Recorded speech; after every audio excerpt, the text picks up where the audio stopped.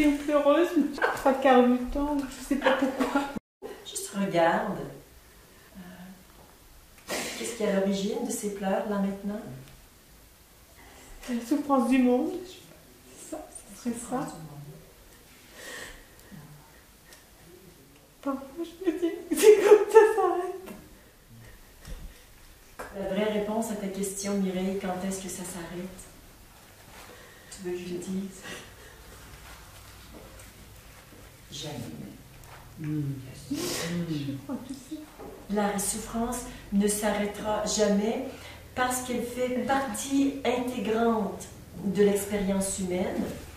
Et si j'ai pas de distance, je suis collée dedans et je la nourris. Et c'est sans fin. Donc, le seul moyen d'arrêter la souffrance, c'est de commencer à en prendre de la distance. De voir que tu es la conscience qui est consciente de la souffrance. Mais tu n'es pas la souffrance. Et tant qu'il n'y a pas de distance, tu es collé et ça ne va jamais s'arrêter. Donc, prendre de la distance, et là, tu la vois, et là, tu peux la mettre dans ton cœur et la transmuter. Et plus tu fais ça, moins il va y en avoir.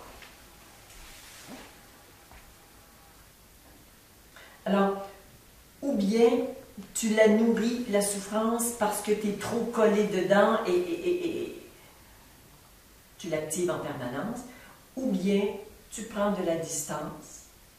Et ici, il y a une conscience, toi. Et cette conscience, particulièrement lorsque le cœur est ouvert, mais juste la conscience transmute, la conscience transcende, le cœur transmute.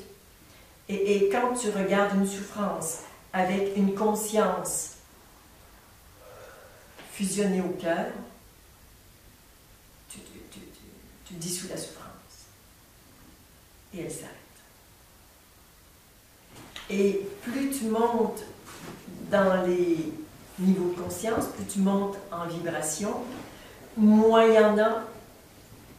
Et quand il y en a, elle dure moins longtemps et c'est moins,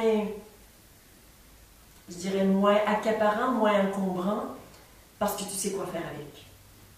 Et en même temps, tu as de la puissance pour t'en occuper.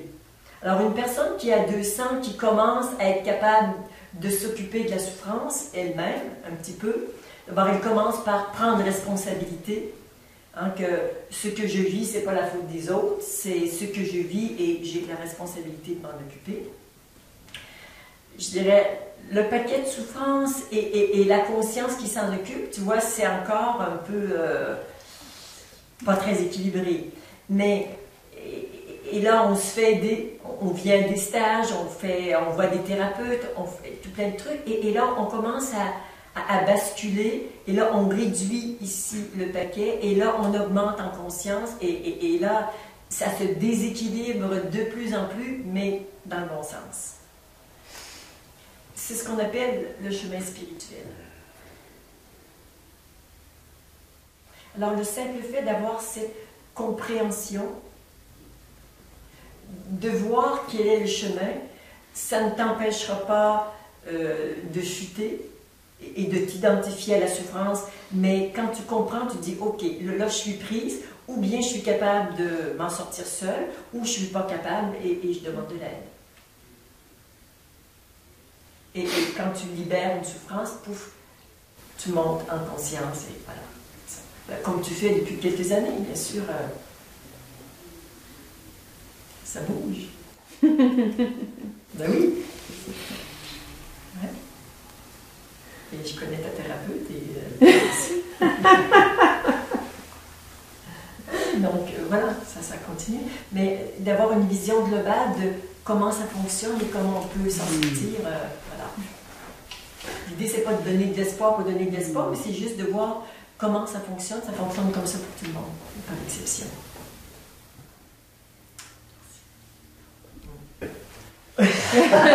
Voilà une bonne nouvelle. Oui, ça me plaît en tout cas.